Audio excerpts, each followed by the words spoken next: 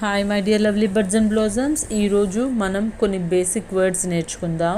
ఇవి మీకు చదువుకునేటప్పుడు చాలా హెల్ప్ఫుల్ అవుతాయి. మై, ఐ, తూ, యూ.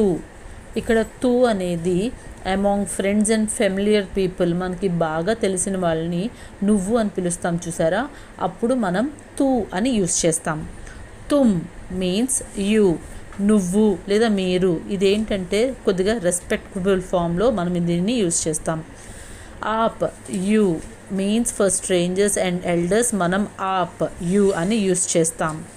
హమ్, ఉయ్, వహ్, హీ, వే, దే, వహా, దేర్, యహ్, దిస్, ఏ, దిస్.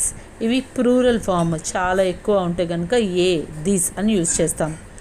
యహ, హియర్, కహా, వేర్. ఇక్కడ కహాలో పైన చాంద్రబిందు ఉంది చూడండి, అలా చాంద్రబిందు ఉంటుందన్నమాట. అలా ఉన్నప్పుడు దీన్ని కహా, వేర్, ఎక్కడ అని చెప్తాం. అదే ఒకవేళ చాంద్రబిందు లేకపోతే కహా, సెడ్, చెప్పాడు. ఇక్కడ డిఫరెన్స్ మాత్రం మీరు బాగా గుర్తుపెట్టుకోవాలి. క్యా, వాట్, క్యూ, వై, कैसे, హౌ, కౌన్, హూ, కబ్, వెన్, కోయి, సమ్వన్. కిస్కా లేదా కిస్కీ అంటే హూజ్, ఎవరిది. ఇది సింగులర్ పర్సన్స్ అయితే, ఒక్కరి గురించి చెప్పేటప్పుడైతే కిస్కా లేదా కిస్కీ అని యూజ్ చేయాలి. అలా కాకుండా నెంబర్ ఆఫ్ పీపుల్, ప్యూరల్ గురించి చెప్పేటప్పుడైతే ఇది కిన్కా ఆర్ కిన్కీ, ఎవరిది, హూజ్ అని యూజ్ చేస్తామన్నమాట. కిస్కా అంటే సింగులర్ ఫామ్, కిన్కా అంటే ప్లూరల్ ఫామ్. నెక్స్ట్ కీ, నే, కో, సే, కా, కే, కీ, కేలియే, కే వాస్తే, మే, పర్.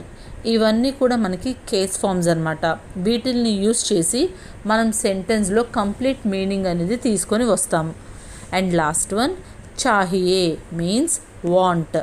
సో ఇలాగా ఇంకొన్ని వర్డ్స్ మనం బిఫోర్ క్లాసెస్లో కూడా చెప్పుకుందాం.